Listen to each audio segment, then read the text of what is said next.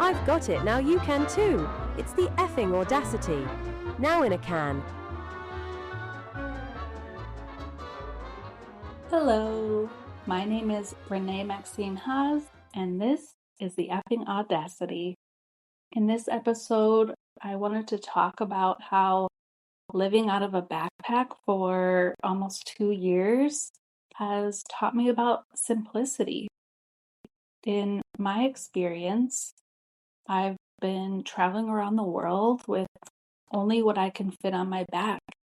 I have this backpack. It has 6 t-shirts, a cardigan, a couple pair of pants, a skirt, a few makeup products, a hairbrush, a towel, and 3 pair of shoes. That's it. That's all I have. And you know what?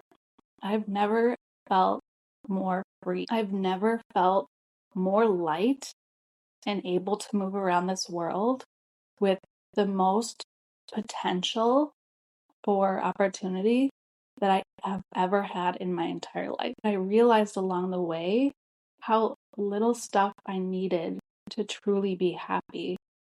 The things that I value now that I didn't value before this travel. Things like leisure and community. These things are so important to me now in a way.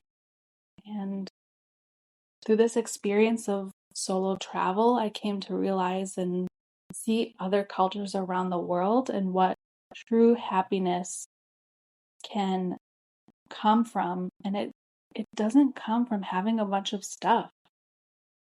In the Western world, we have this corporate work culture. We have this work and grind culture, this hustle culture. All of it is geared around gaining wealth so that we can buy more things to make ourselves more comfortable. And what's happening with that is that it's making us mentally unwell. It's making us sick. We've never been more depressed, more anxious. This culture of consumerism has taken over us, and it's not actually making us better off. When I was traveling throughout South America, I was looking at these people who they have less things than what the average American does in the United States. But I didn't find for those reasons that they were any less happier. In fact, they for sure had certain priorities straight in a way that we've abandoned or let go. They're so much more community oriented. They deeply value leisure and family and friends and time with people within their community in a way that brings people together. It makes people feel less isolated, less alone. And ultimately, in this human experience, what is it if we're not coming together as people?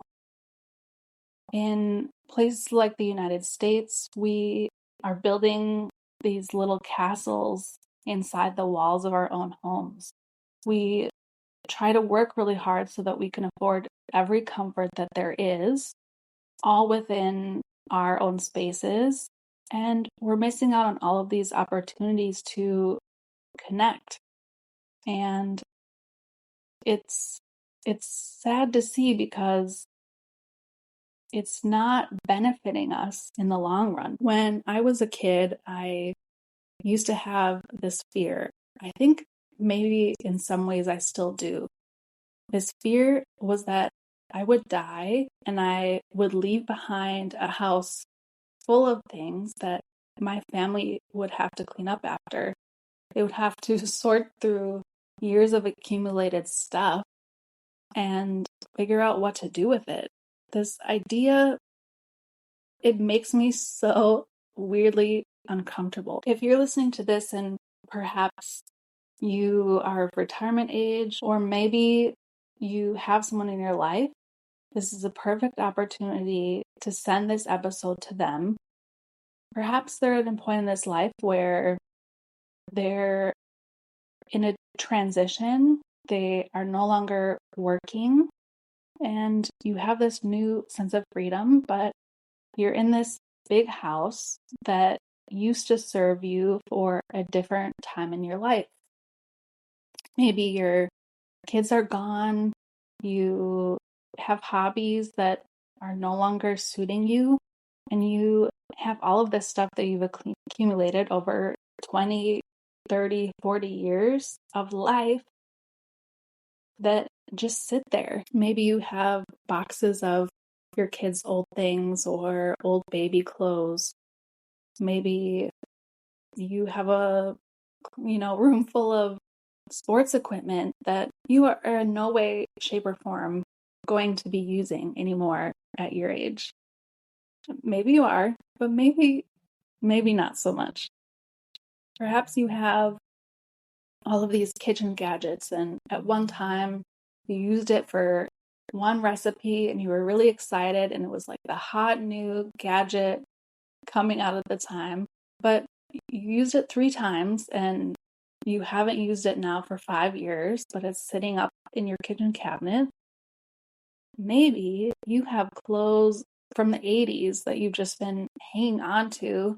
They're in another room's closet that is collecting dust as we speak. Perhaps you are in this big house that you no longer need. There are rooms that are sitting up empty. Maybe you bought a bigger house than you ever needed to begin with, or maybe it once used to be a full house for a full family, but now it's just you and your partner, and those rooms are sitting empty. Think of all of the burden that you are keeping upon yourself by staying in this big house that you don't need, all of the yard work, all of the house maintenance, and for what? What is having all of this extra benefiting you? Maybe you're not retired. Maybe you don't have a big house, but maybe you have 45 pair of shoes that are sitting in the closet. You only wear 5 of them, 7 in a good year if you have a couple weddings to go to. I was there too. Prior to traveling, I had to give up everything. I had to sell everything, my furniture, things for my kitchen, artwork, clothing. I had so many pair of shoes. When I went to travel, I got it down to 10. 7 of those were left behind at my mother's house. After 1 year of travel, when I came back, do you know what I did? I looked at those 10 pair of shoes and I thought, oh, I would like to get rid of more. Because what I realized is I really don't need all of this. In my travels, I have a pair of sneakers, I have a pair of loafers, and a pair of flip-flops. And that is all that I've needed for almost 2 years. So there is no way that you need all of those shoes, girl. There's no way. Maybe in your house, you have a junk drawer that turned into 3 junk drawers plus a closet. Maybe, and I'm calling you out on this, you can't park your car in the garage because it's full of boxes of stuff. Okay? You think that you need all of this because someday you might need it. You need all of those shoes in case you have some event that you need to go to.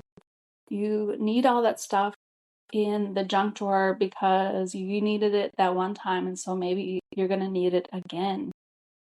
Maybe you're going to get back into working out, and so that specialty exercise equipment, like, oh yeah, you need that. You're gonna get back into it. You don't. I'm telling you, you don't need any of it.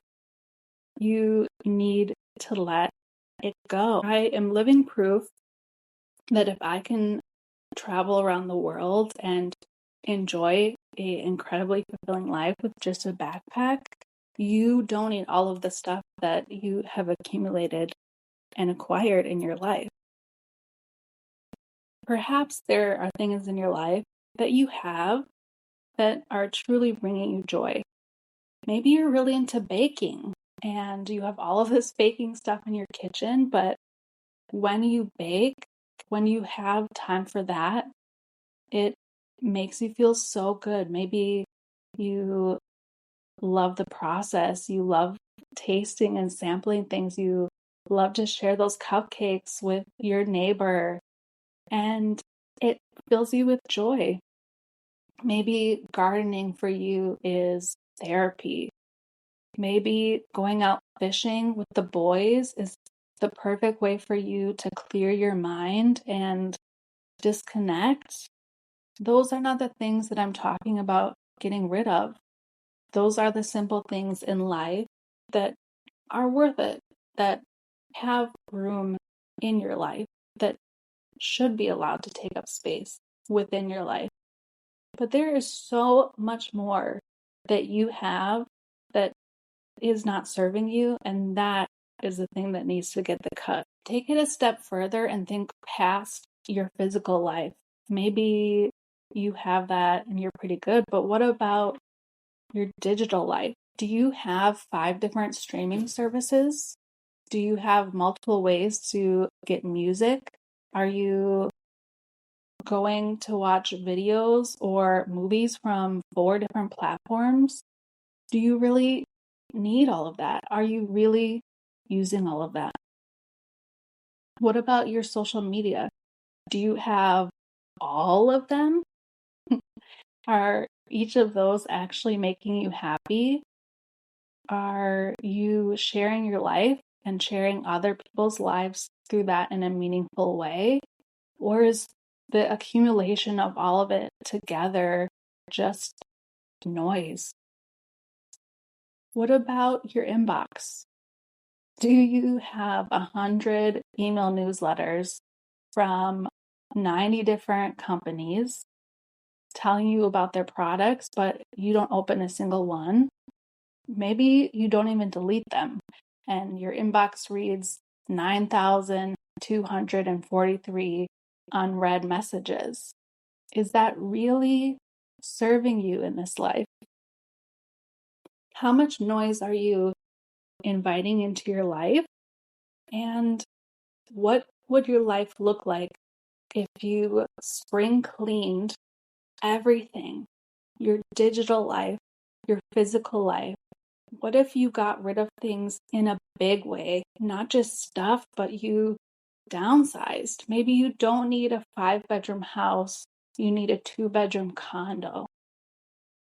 Maybe you don't actually need to own, you want the flexibility so that you can move around. Maybe you could be like me and truly get rid of it all and backpack around the world and really see what this earth is like, because I'm telling you, it's pretty great out here. Human beings are fascinating. You have to come see it. Take it back to when you were a kid. Many of us didn't have a lot of things, but we found joy in the most simple things. A bowl of ice cream, playing with our toys, but half of the fun was our imagination, getting messy in a puddle or building sandcastles. It wasn't about having a lot of things. Today, as an adult, the things that tend to make us the most joyful tend to be the simplest ones. Having our favorite snacks in a park, getting coffee with a friend, going to the beach, watching the sunset. What do these things have in common? They're simple. They're not about things, but they make us feel good. They clear our minds. We don't feel in those moments stressed or worried. We're not doing these things that require a bunch of maintenance or take up space in our worlds. So I ask you, do you have the effing audacity to simplify your life and truly be free?